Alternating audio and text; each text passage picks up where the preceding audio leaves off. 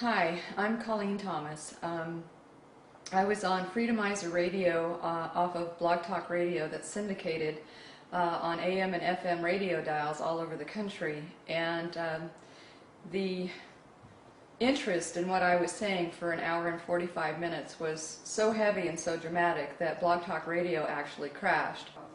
But anyway, the important part of this message is that what I said today on the radio show is that the Pleiadians have told the Draconians and the reptilians on this planet through me earlier today that if Obama and his entourage gets on airplanes and leaves the United States so that they're free and clear and away from these dirty bombs that are supposed to be detonated and let loose on the 8th of November, that when they land on the other side of the ocean, Earth is going to let loose with a shake, rattle, and roll like these guys have never seen before. And the Pleiadians are actually going to help her by manipulating Nibiru that they've been keeping secret from everybody. It's out there, and it's the reason why here in North America, instead of our days getting colder and colder and colder and us having a winter, it's getting warmer and warmer and warmer. The point being is that there is a war that has been planned for a long time. 70 years these guys have been planning. They did their trial run in Russia with communism and then in Germany with Nazism, and then they brought it right here to America. And this is supposed to be their big grand finale where they cull our numbers back, and they keep trying, but they keep failing. The H1N1 virus, SARS, all of those were biological attacks by the American shadow government, which is actually run by Draconians and reptilians. Not just the Americans, the Britons and the Australians too. They're all in collusion. They have their secret service, their MI6, their this, their that, their secret this. It's all SS, okay? Secret service. The Nazi SS. It's always SS with these guys. They're sons of Satan. That's why the Pope wears red shoes and sits on a throne that has an upside-down cross. They stand for everything that is the opposite of the light. They stand for everything that is the opposite of love. They have absolutely no compassion. They're sadists. They eat us. They sell us as meat on a black market of traveling reptilians on a route that every 50 years they stop by for bodies, so they have to create a war or a conflict or something or an earthquake. They use HARP technology. Do you guys ever wonder why no bodies were recovered from Sumatra? It's because all those bodies were beamed off, okay? They were taken. They did not drown in that tsunami. They were taken, and that's why not one body was found washed up on shore.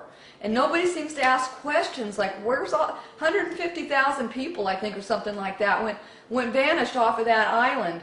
The animals were still around, but there were no people.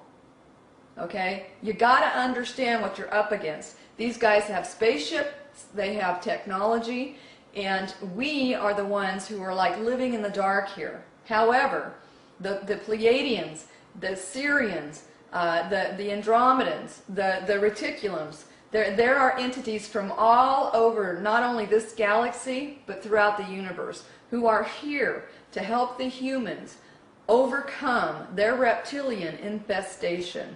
All right, so the big picture, well, I've been giving you the big picture. Let me give you the short-term picture now.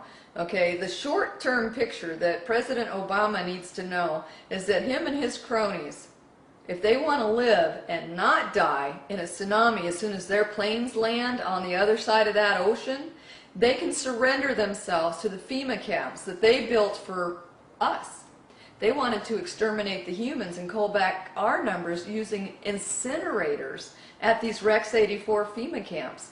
And so what the deal that we're making them now, the Pleiadians I mean, is that if these guys go and check themselves into these FEMA camps, the Pleiadians will actually beam them off the planet without an EMP pulse that will absolutely annihilate all electronics on this planet, all the way down to the center core.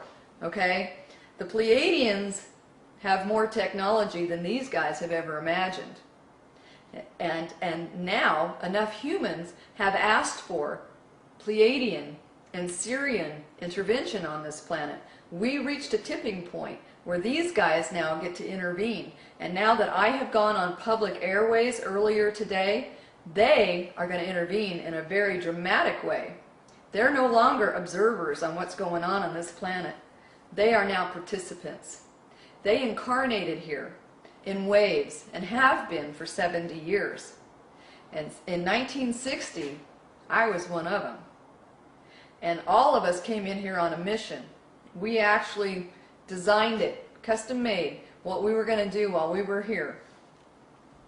And my mission was to blow the whistle on you guys. You guys were lied to. You were played. And now the little game that's been played down here is about to end. And if these guys do not cooperate, if they do not surrender themselves into these FEMA camps, if they actually flee this country like the rats that they are so that they can touch off dirty bombs, they're going to die on the other side when they land their planes, number one.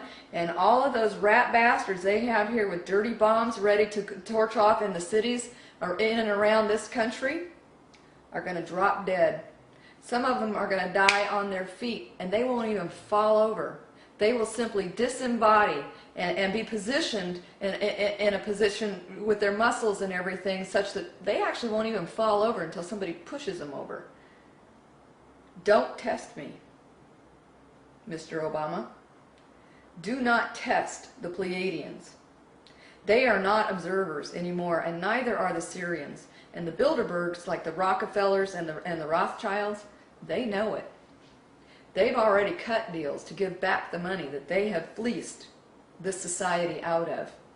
Late next spring, everybody that gets to live on this planet gets $5.3 million. That was a deal arranged through the Syrian ambassadors with the guys at the top of the money tree, the banksters. Everybody else been playing this little game with the humans down here. If you don't surrender, you're going to die where you stand.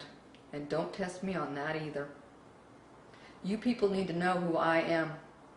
I am the spirit of the mother of everything in this galaxy. And my twin flame, Michael, he's going to be here on the 28th of February. But he's close enough now, he can see what's going down on this planet, and we have his permission to take you down. He'll be here for mop-up.